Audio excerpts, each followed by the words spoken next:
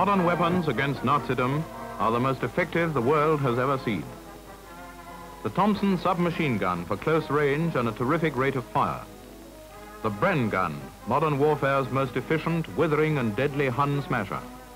The anti-tank rifle, light and mobile, yet the nightmare of the enemy AFVs. The rifle. There is no greater weapon for accurate, controlled fire at good range than this. Even against enemy aircraft, especially when flying low, rifles and light automatics are deadly if fire is properly controlled. But with anti-aircraft fire, as with all fire, we must know when to fire if we're to shoot to kill. First then, let us present the rifle, sighted up to 2,000 yards. But normally, fire should not be opened above 600 unless the target is extremely favorable. The shorter the range, the greater the accuracy. Shoot to kill. As with the rifle, so with the Bren gun, the effective range of which on its bipod is 1,000 yards. Use your common sense. The nearer the enemy, the greater the chance of killing him. And remember, we shoot to kill with a minimum expenditure of ammunition. Off we go then, to show you a practical demonstration of when to fire with the Bren and rifle in defense against enemy ground troops. Here's a piece of country for which a section in defense is responsible. There's a good field of view, except for the background, which is rather fully wooded and obviously would give concealment to the enemy. But the foreground and middle distance are quite open and give a very good field of fire. Here is our section. Can you see it? Not on your life, so let's lay it bare. Here it is, in all its nudity, with no effort at concealment. Otherwise, we should have difficulty in spotting them at all. Everything seems to be in perfect order. The Bren gun has been posted on the right of the trench with a very effective arc of fire, and in the center is the corporal with his range card. Let's have a look at it, Corporal. There's that wood at 800 yards, a yellow bush at 500 yards, and some gorse at 250 yards. Right. Now let's take a look at it all on the ground. On your left, the gorse at 250 yards, bush 500 yards, and the wood 800 yards. So far, so good. And now, back in the position again. The sentry on the left of the trench scans that piece of country we've just seen for any possible movement by the enemy.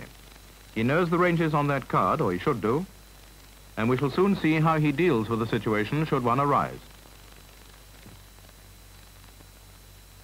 Hello, he seems to have seen something. Is that the enemy moving about there? Stab my vitals, it is the enemy. Now then, what are our chaps going to do about it?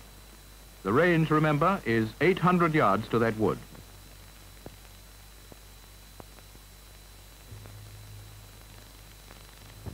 Hey, stop! What's all this going on? Oh, Lord, that's torn it. They've given the whole show away.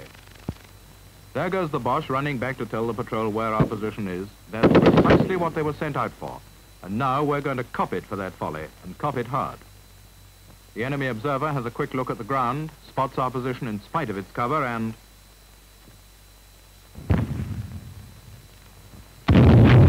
Precisely.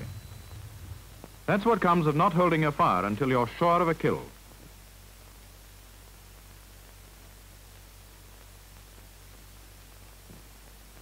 Now for the same job as it should be done by men who know when to fire and who shoot to kill. This is another section in the same spot, gathering round the corporal who is explaining to them the reference points on the range card and then on the ground. 800 yards away, the wood ahead.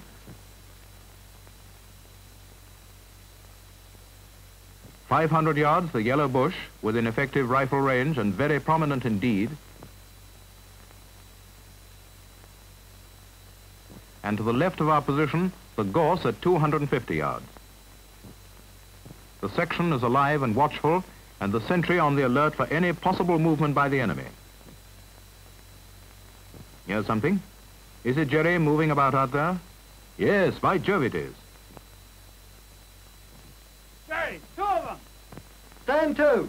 Now that sentry knew his stuff. Spotting the Germans, he at once reported to his section leader, who has not given the fire order as yet. The Boche don't know that they've been spotted, so they keep on getting nearer and nearer to getting killed. 500 yards to this yellow bush, and they will probably come closer still. The corporal, observing all changes of range, verifies them by reference to his range card. He's got a pretty shrewd idea that there are more to come out of that wood. And he's quite right. Here they come, well in view at 800 yards. But no firing as yet, not a shot from our lads. Moving up nicely, aren't they? 500 yards here, remember, but still they come on, quite oblivious to the presence of our position. Any more for the Skylark? Yes. Here comes some more of them. This was worth waiting for, and just shows you the value of holding your fire. Keen eyes watch their every movement as yet more of the enemy come on so innocently into the death trap which is being prepared for them in the open ground ahead. Gemeiner Steinmetz, vorwärts. Steinmetz, sagte Ihnen vorwärts. Heil Hitler. Jawohl, Korporal. Heil Hitler. This fellow has been sent forward by the Jerry NCO to draw our fire and disclose the whereabouts of our men. Number 3 section, 400, yellow bush. I'm expecting enemy to come out from the bush. Open rapid. Await my order. Well done, Corporal. Get them all in that gap between the yellow bush at 500 and the gorse at 250 and they won't have a hope in hell.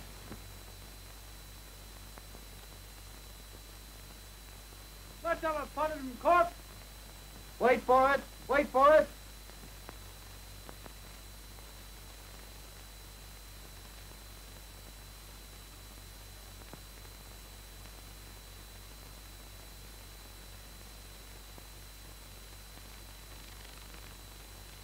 Shall have a go, Corp.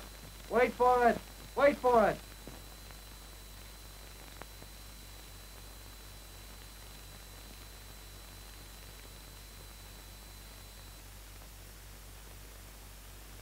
What are we going to fire, Corp? Rapid fire.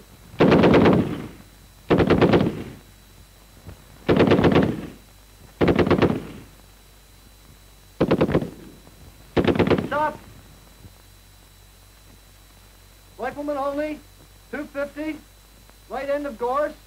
Have seen enemy in that area. Fire when you see a target.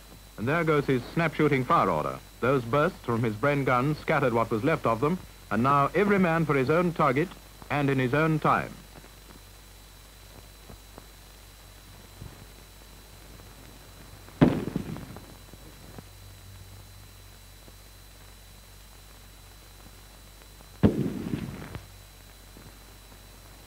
Nice work, Corporal.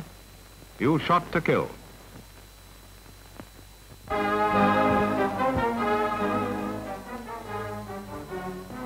Modern warfare has shown the importance of tanks in the scheme of things, and the value of efficient and properly controlled defense against these sticky customers. Weapons are only as effective as the skill of the men who use them, but the anti-tank rifle in the hands of the man who knows when to fire can do immense damage to these battleships of the land. The sights on the anti-tank rifle can be adjusted to 500 and 300 yards. The .55 bullet which it fires will penetrate light Hun tanks like this British one up to 500 yards, provided the angle of impact is 30 degrees or less. Now, what exactly does this mean in plain English? Well, we'll get Company Sergeant Major Instructor Maber to give us the lowdown. Maber, Sir? will you explain this angle of impact business? Certainly, sir. Now let us assume that the tip of my stick actually represents the nose of the bullet, and the remainder of my stick the path of the bullet. A strike, head on, to 30 degrees, above or below, or at either side, will result in a penetration. What we want to avoid, however, is the glancing blow, like this, where the bullet will bounce off and clear. Now, a bullet glancing in that way may result in penetrating a little way, but it will be held up by the thickness of the metal. I think that's all I can tell you, sir. Thank you very much, Sergeant Major.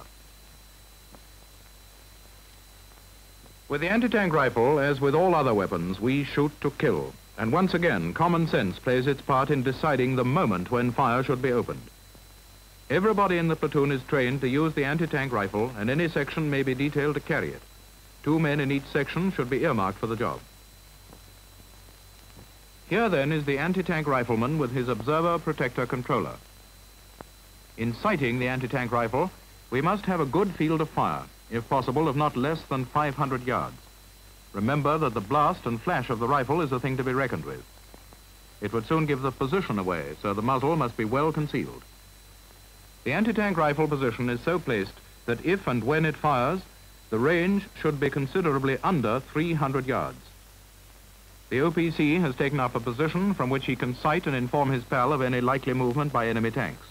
Hello, what have we here? Or do these old eyes of mine deceive me? Tanks! Okay, I'll fix them. All right, but make sure you do fix them.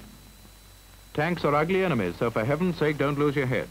Up the road come the tanks at a fair bat. They should be German ones, but we haven't got any over here, yet. So we're using light British ones for our purpose. If we handle this carefully, it's in the bag. Let's hope the rifleman doesn't fire too soon.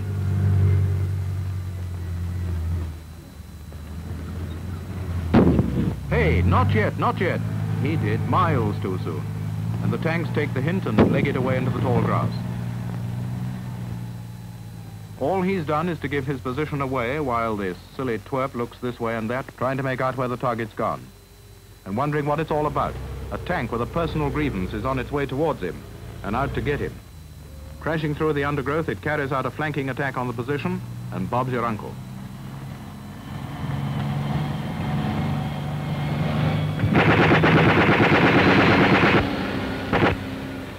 That's one tank to the good and one anti-tank rifleman definitely to the bad. Was it the fault of the rifle? No. Our anti-tank rifle is a very good weapon and the best in the world for the job it has got to do. Let us see how this weapon should be handled from the same defensive position with the same field of fire, but by a rifleman who knows his job. The cover's the same. There's his OPC on the job. This is his field of view as before. And here comes the enemy up the road towards the position. Tank! Okay! The rifleman springs to action and covers the road, his eyes glued to the sights and keeping a wary eye open for anything that may turn up.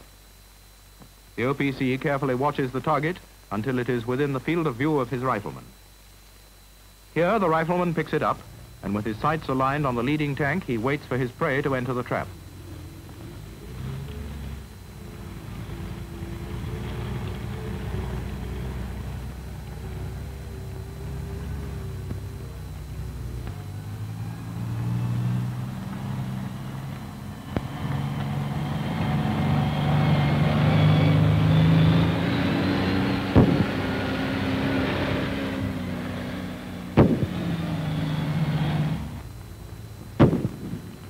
And here are 3 reasons why you should wait for it. Nice going, rifleman. You've certainly scared off the rest of that bunch, and as for the results on hand, 1 tank, very dead. 2 anti-tank riflemen, very much alive, with the wisdom of knowing when to fire.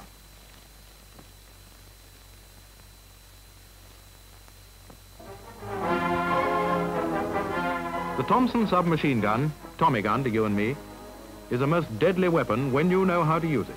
It's a short-range weapon and very effective up to 50 yards when skillfully handled.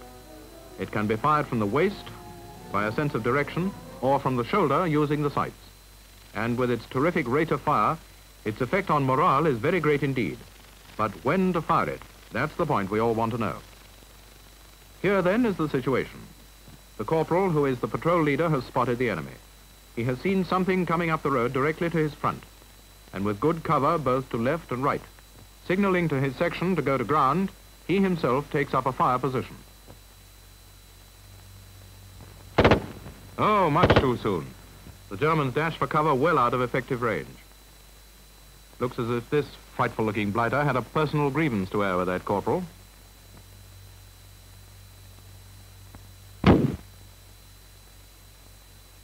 And that's that. 200 yards away they were, but the Germans knew when to fire, and so, unhindered, continued to advance. Bad. Very bad indeed. In fact, bloody awful. Our corporal didn't know the first rules of the game. He opened fire too soon and gave the enemy the initiative.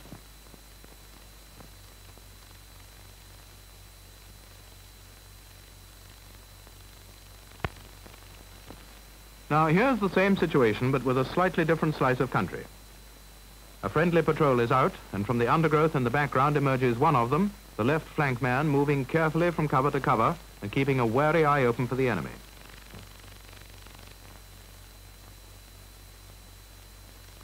Next comes the corporal, covering him by the fire of his Tommy gun and also moving cautiously forward, while the remainder of the patrol brings up his rear. All are ready for instant action from whatever quarter the threat may come.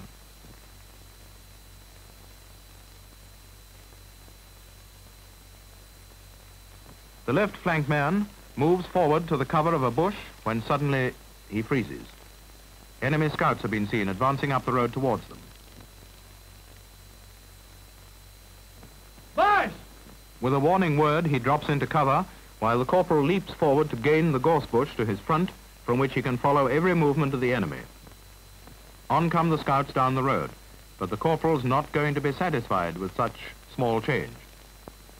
Seeing that the enemy is about to signal on the main body of his formation, he gets all set for the great event. No enemy in sight? If you only knew. So on they come, a full section of them, into the jaws of death. Their scouts make off on their next bound. That's right, Corporal, to hell with them. We want the section. Let them go, we'll attend to them after we put those other fellows on the spot. Any moment now.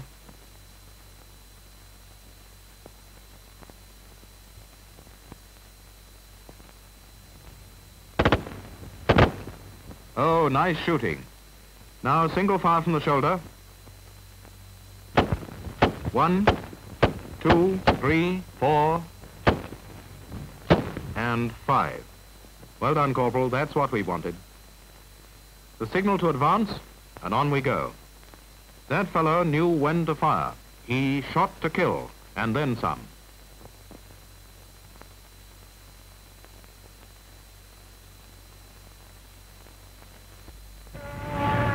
Hostile aircraft.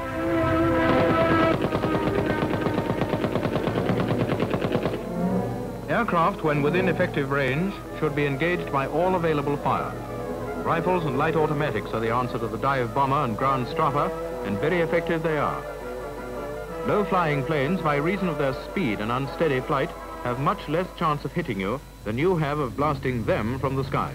The rifle can quickly be brought from the slung position into aim and fired. 10 rounds from a fully charged magazine can do immense damage to that hostile hedge hopper. And for this reason, all sights, when on the march, are set at 500 yards against the enemy from the sky. So with the Bren gun, spitting destruction from the hip and from the shoulder, sending that Jerry plane crashing down to earth. Somewhere in England, a platoon is on the line of march, in AA formation, making every use of cover, and with a gas and air sentry marching on ahead, keeping a weather eye on the sky for hostile aircraft, and with an ear for the sound of droning engines. All magazines are fully charged and all sights set at 500 yards. The stage is set, and up goes the curtain on Act 1.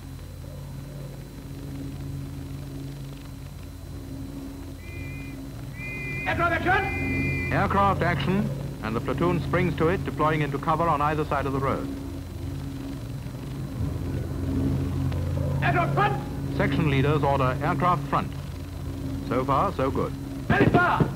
There we go again, opening up when those planes must be a good 4,000 feet. Do they look close enough to you? Well, by what these planes see from up there, they're mighty high. They can only spot you at that height because you've given your position away. You've asked for it, and you've got it. Lucky you aren't bombed up as well.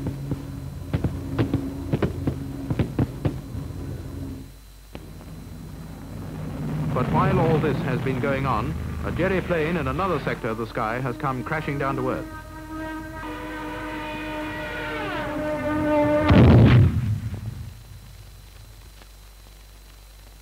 Who done that? One section of riflemen done that. A dive bomber had the temerity to attack them, but they were stalwart chaps who knew their stuff. They knew when to fire. And this is how they did it.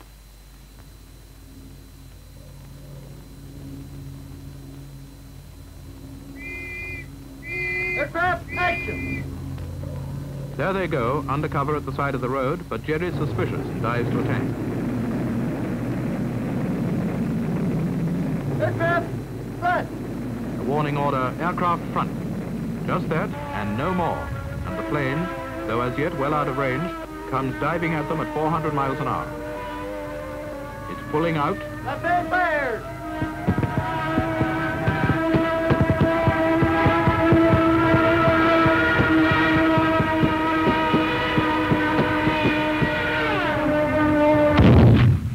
And that's how it's done.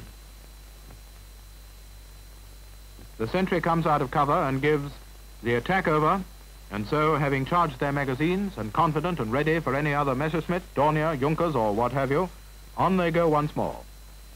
They had the tools, they finished the job. They knew when to fire.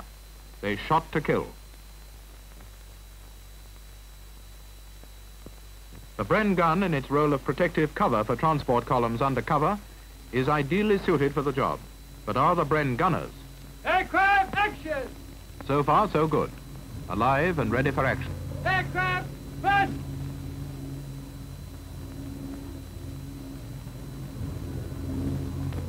Rapid fire. And so, once again, off they go, firing at a mere speck in the sky. He hasn't a hope in hell of hitting it, but that pilot's watching the ground like a hawk, with just such a welcome signpost as this fellow's putting up. Has he seen anything? Who knows? And planes have radios to whistle up bombers on just such a target. And here they are, sooner than usual. I'm glad I'm not a transport driver in that particular wood.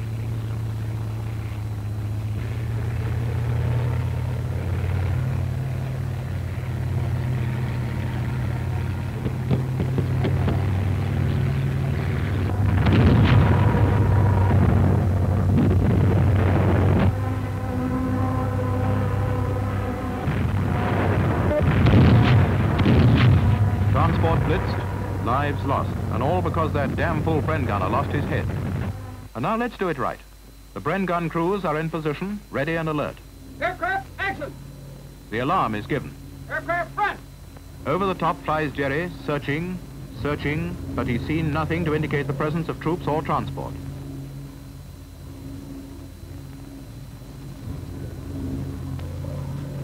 And all goes on as usual within the confines of the wood.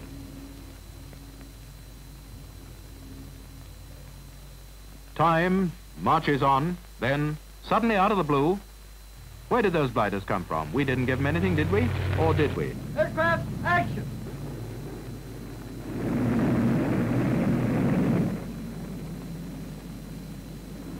Those damn tracks must have done it. And now we've got dive bombers out for blood. Hold it. The lower they dive, the easier they get. Aircraft, front. Left hand fires.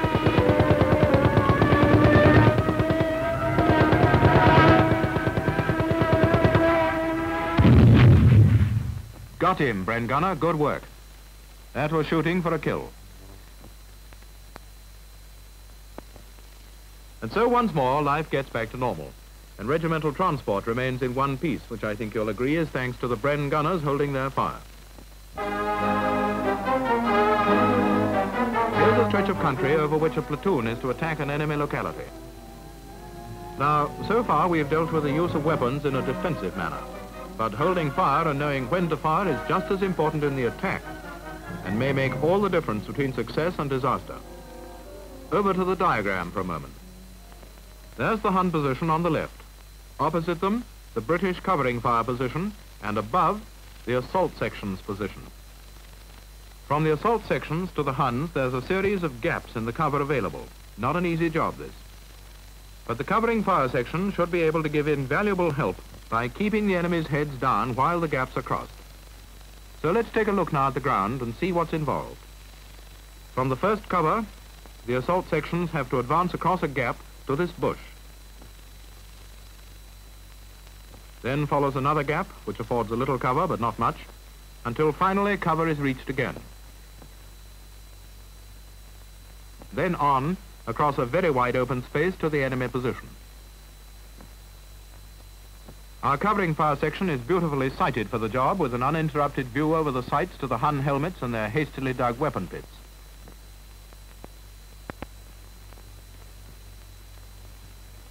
and covering fire is what our lads are continuously giving. But it's not covering anything.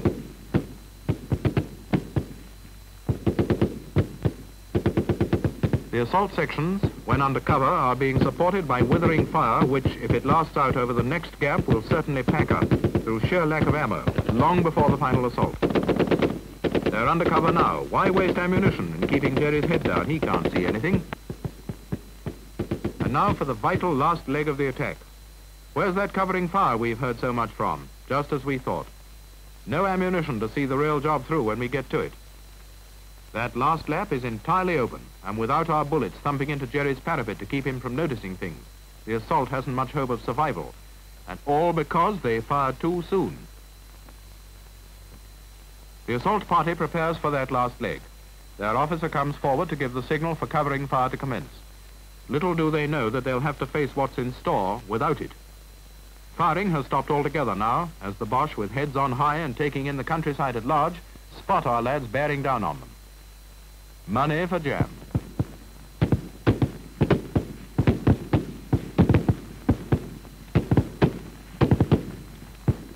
And all the while, not a shot to help them out. Why? Well, you know the answer.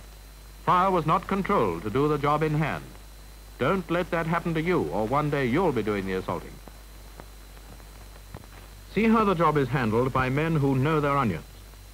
The covering fire section is on the aim and well hidden in the excellent cover of the position. Not a shot is fired, but they're ready and confident that they can support the assault sections to the last dash across that final gap. The section commander, I seem to know that face, has an eye on that enemy locality, which is the objective for the assault sections as before. The gaps in the cover on the line of attack are empty. No need for fire. Jerry is on the alert too, sighting the gap, but here comes that covering fire. Down go their heads, and fire is so accurate that he daren't snatch even a glimpse of what's going on.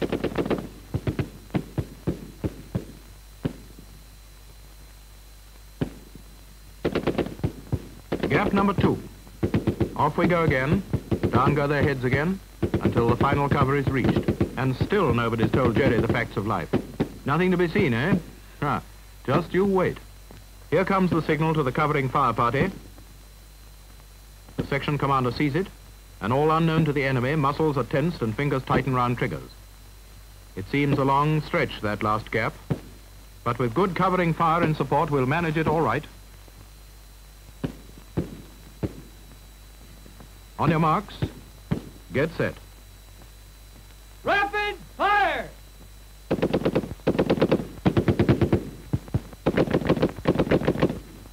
Down go their heads, and on come our lads in a last dash across the open to the enemy. Our assault sections charge in, carry the immediate enemy weapon pits at the point of the bayonet. Stop! And so on to the remainder.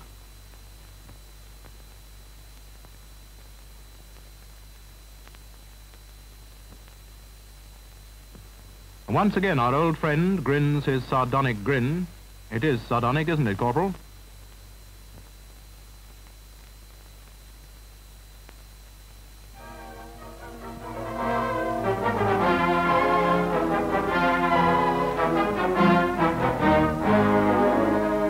A weapon outside the scope of the platoon is the anti-tank 2-pounder gun. But still the rules of holding fire apply. Normally, fire should not be opened with this weapon over 600 yards, and the best effect will be obtained even nearer at 400 yards. A warning has been given to all troops with anti-tank weapons that enemy AFVs are in the vicinity. Yet look at this exhibition of stupidity. One lookout instead of 2, and no attempt at cover from ground or air observation.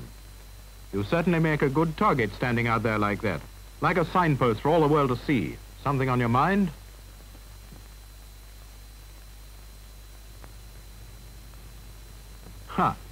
Here come a couple of tanks in the middle distance. Light British ones again for our purpose, though of course all German tanks are vulnerable to fire from the 2-pounder anti-tank gun. Hey, 3 of them now. For God's sake, handle this properly. Now, come on, get sorted out, don't waste valuable time. And just who is going to lay that gun?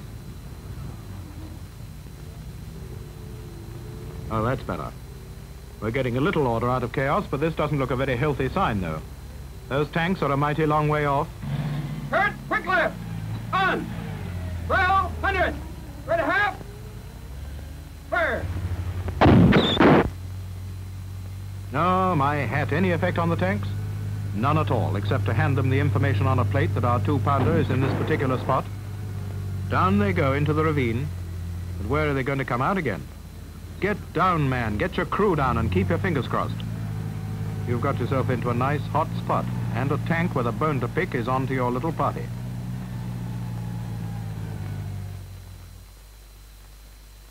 And the right way.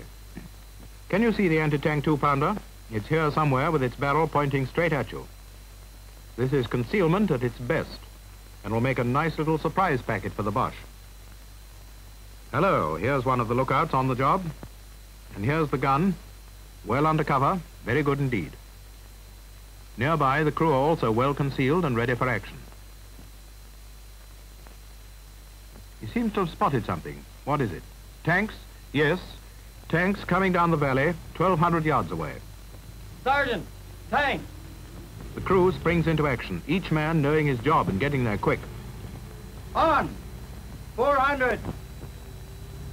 Left a half, left a half. Wait for it now, wait for it. Kick them in the stomach as they come over that rise.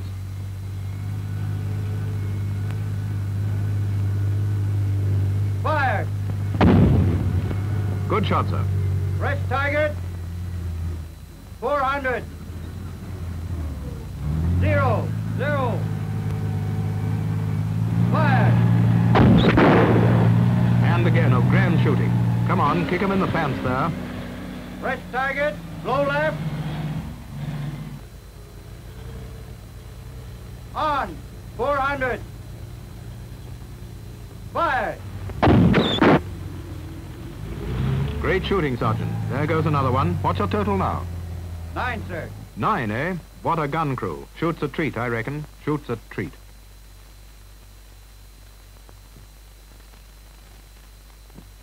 Our film is drawing to its close, and short now is our time. Let's quickly recapitulate the lessons learnt. In rhyme. A kind of trailer film, you'll see, brief shots from many scenes. The commentary in rhyme will stress hold fire and all it means. When in defense, withhold your fire until the Hun draws near. Do not let fly at scouts far off, or it may cost you dear. Anticipate the Hun's next move. Select your spot and wait. Then, when he's in your field of fire, turn on the rapid rate.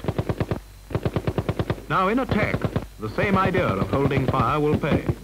Here we give covering fire to help our sections on their way. And where they move along unseen, they'll do so undismayed. It's in the open and assault that they will need your aid. When on patrol with Tommy gun, let Huns get well in range. 200 yards is too far off. They've time to make a change. Wait till they're 50 yards or less. Then from the waist, let drive. And as they scatter, single shots. 1, 2, 3, 4, and 5. To fire at aircraft out of range is madness, as you'll see. It gives away the hiding place. Concealment, all UP. The Messerschmitt will radio glad tidings to its base, and then the Heinkels will appear and bomb your hiding place. A roadblock is an obstacle to any German tanks, especially if on a bend surrounded by high banks. And then if men with rifle boys are covering the block, they will deliver to those tanks a very nasty shock. The German tank is easy meat in open country too. See what the old 2-pounder at 400 yards can do. It waits until it cannot fail, and then, well, look at this. It hits one in the stomach at a range it cannot miss. Well, there you are. We've done our best to show you what to do. And now the time has come for me to bid you all adieu. So now I wish you all good luck, wherever you may go. Remember, hold your fire and shoot to kill the so-and-so.